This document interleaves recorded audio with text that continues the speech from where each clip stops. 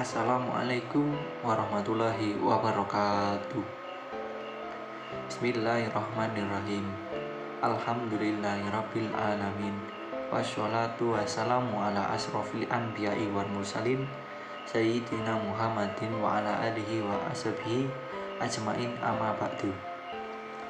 Pertama-tama marilah kita panjatkan puji syukur kehadirat Allah Subhanahu wa taala yang telah memberikan kita nikmat yang sebegitu luar biasa, yakni nikmat Islam, nikmat iman, dan nikmat sehat walafiat. Karena dengan nikmat tersebut kita dapat berjumpa pada pertemuan yang mulia ini. Tidak lupa juga salawat berserta salam semoga terlimpahkan pada Nabi besar kita Muhammad SAW dan ditujukan kepada keluarganya, sahabatnya, pengikutnya, dan kepada kita sekalian. Pada kesempatan kali ini izinkan saya berbicara mengenai penyebab internal korupsi. Secara bahasa, kata korupsi tidak ada dalam Al-Quran atau bahasa Arab. Kata korupsi berasal dari bahasa Latin yaitu corrumper, corruptio, corruptus. Kata tersebut kemudian diadopsi oleh beberapa bangsa di dunia. Dalam bahasa Inggris, kata tersebut diserap menjadi corruption dari kata kerja corrupt yang berarti jahat, rusak, dan curang. Dalam bahasa Prancis dikenal kata corruption yang juga berarti rusak. Kata korupsi yang dipakai dalam bahasa Indonesia merupakan serapan dari bahasa Belanda corruptie yang berarti curang dan jahat. Sedangkan secara istilah korupsi mempunyai arti yang bermacam-macam. Dalam Kamus Besar Bahasa Indonesia atau KBBI, korupsi berarti perbuatan busuk seperti penggelapan uang, penerimaan uang sogok, dan lain sebagainya. Istilah ini kemudian dikaitkan dengan perilaku jahat, buruk, atau curang dalam hal keuangan, di mana individu berbuat curang ketika mengelola uang milik bersama. Oleh karena itu, korupsi diartikan sebagai tindak pemanfaatan dana publik yang seharusnya untuk kepentingan umum dipakai secara tidak sah untuk memenuhi kebutuhan pribadi.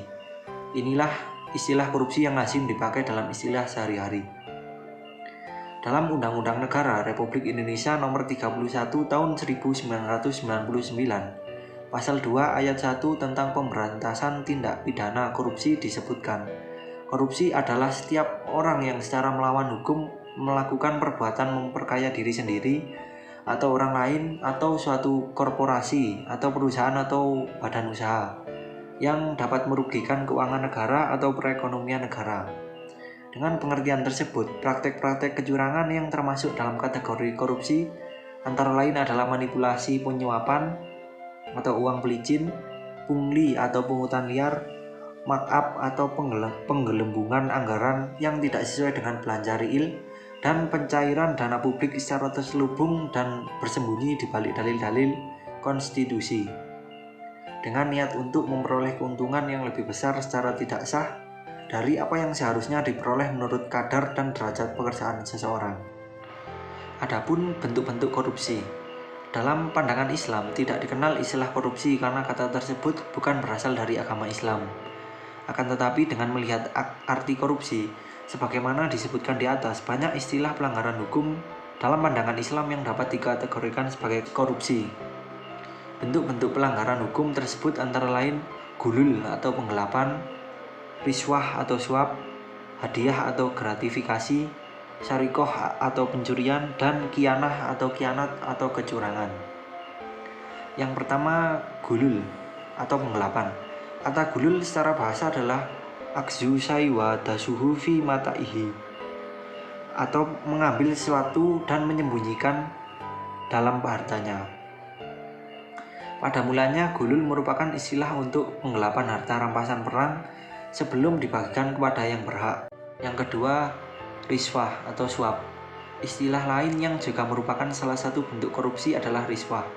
Istilah ini berasal dari kata rasya, yarsyu, riswah yang berarti menyuap atau menyogok. Orang yang menyuap disebut al-rash, sedangkan orang yang mengambil atau menerima suap disebut al-murtashi. Sementara orang yang menjadi perantara atau pemberi dan penerima dengan menambahi di suatu sisi dan mengurangi di sisi lain disebut al-roisi. Yang ketiga, Sarikoh atau pencurian. Sarikoh berasal dari bahasa Arab yaitu sarakoh yasiruku yang berarti mencuri. Termasuk dalam kategori mencuri adalah merampok, merampas, mencopet, dan memalak. Tindak pencurian merupakan salah satu bentuk dari tindak pidana korupsi karena pada hakikatnya korupsi adalah mencuri atau melempang uang negara, uang perusahaan, uang organisasi, atau uang orang lain tanpa alasan yang sah. Dalam hukum Islam, perbuatan mencuri termasuk dalam kategori dosa besar yang dalam batas tertentu. Yang keempat, khianah atau khianat atau kecurangan. Khianah atau khianat adalah perbuatan tidak jujur, melanggar janji, melanggar sumpah, atau melanggar kesepakatan. Ungkapan khianat juga digunakan untuk seseorang yang melanggar atau mengambil hak orang lain. Dapat dalam bentuk pembatalan sepihak perjanjian yang dibuatnya, khususnya dalam masalah muamalah. Hukum korupsi dalam pandangan Islam. Korupsi memiliki bentuk dan tingkat yang beragam, namun semua kejahatan yang berkaitan dengan tindak pidana, korupsi merupakan dosa besar karena dampak negatifnya bukan hanya bagi pelaku yang bersangkutan, tetapi juga menimpa pada bangsa dan negara. Dengan demikian, hukuman bagi para koruptor disesuaikan dengan modus kejahatan yang dilakukannya.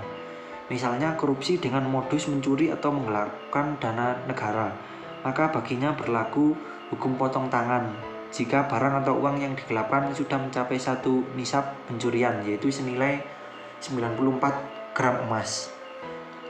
Hukum potong tangan jika dilihat sepintas memang nampak kejam dan melanggar hak asasi, tetapi perlu diingat bahwa di balik hukum tersebut tersimpanlah hikmah yang sangat besar.